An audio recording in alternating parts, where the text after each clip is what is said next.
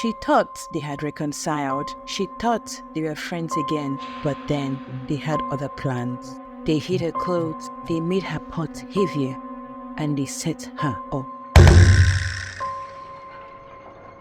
Chiliki was not aware of what was happening. Although she was quick to notice that the other girls had left the water and were quickly leaving with their pots. She immediately swam out of the water and reached to her outer coverings where she had kept them. But it wasn't there. Adora, Obegeli, please wait for me. I can't find my clothes. She searched frantically for her clothes. It was getting dark so quickly. Oh, forget the clothes.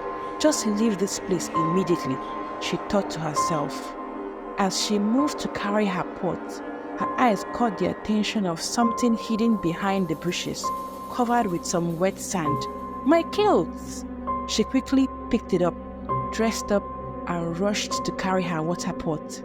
She tried lifting the pot, but she couldn't. At this point, it was already dark. She felt a presence around her. She was gripped with fear.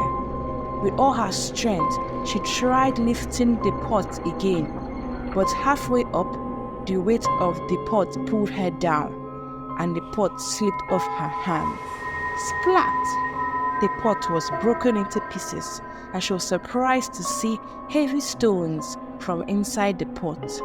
She started running. As she ran, she still called out to the other girls. Something was right beside her. The hairs on her skin stood straight like soldiers. She didn't want to look back, but she had to see who was after her. She took a quick look, and what a horrific figure she saw. It was a skeletal figure with pieces of muscular tissue here and there. It stretched out its bony hand to catch her. Chiliki ran with all her might. As she ran, she called out to the others. Adeze, Nkema Konam, please stop. There is something. I can't explain it. Please, just stop. Wait for me. Please. The other girls heard Chiliki as she was screaming and begging them to stop. But they all ran all the more further away from her. They hoped she would be caught by the spirit and never return again to the village. Well, their evil plan played out perfectly. The terrible spirit soon caught up with Chiliki. The moment it touched her, she became weak and she fainted. The girls ran into the village, screaming and shouting. They deliberately ripped their clothes and scratched their skin to seem as if they had a big struggle for their life. The villagers surrounded them, asking them what happened. We were in the stream together when suddenly the spirits gathered around and tried to capture us.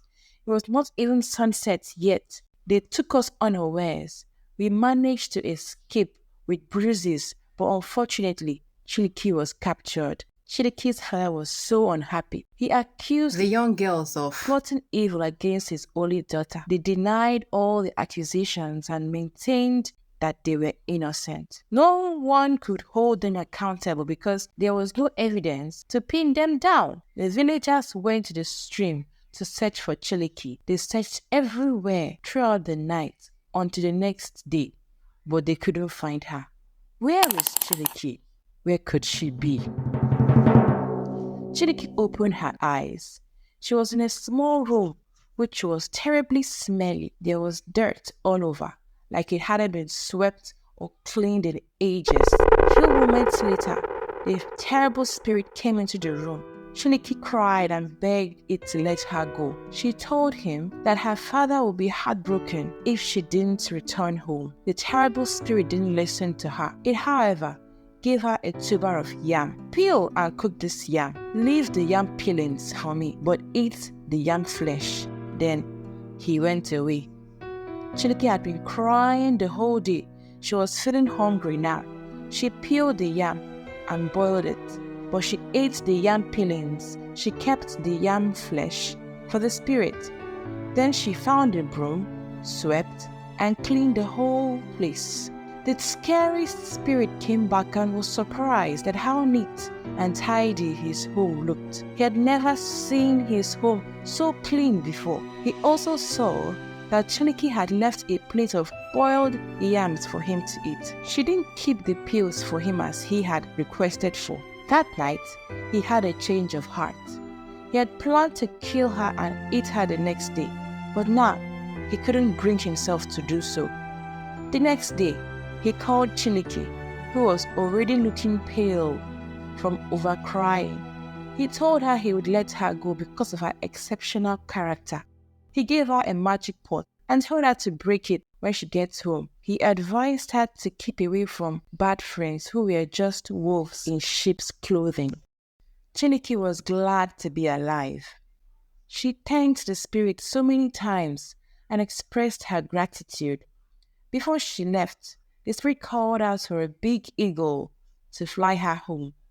A big eagle landed and she climbed on top of it. It carried her straight to her father's compound. She called out for her father, who was so surprised to see her come back on an eagle. He was so happy. Chiliki broke the pot as she was instructed, and so many good things came out of the pot. Money, gold, jewelries, foodstuff like rice, beans, yam, potatoes, plantain, you name it. It was all in abundance for them. All the villagers heard about the safe return of Chiliki and the wealth she came back with. They went to celebrate. They ate and drank and made merry. The young maidens heard of the news too and were so embittered, especially in Kemakonam. Chiliki knew the truth about the evil plans of the Umuada against her, how they hid her clothes and how they put heavy stones in her pots so she could be captured by the terrible spirit. She also got to know about the lies they told the villagers after she was captured. She, however, decided to forgive them. Nkem was so jealous of Chiliki.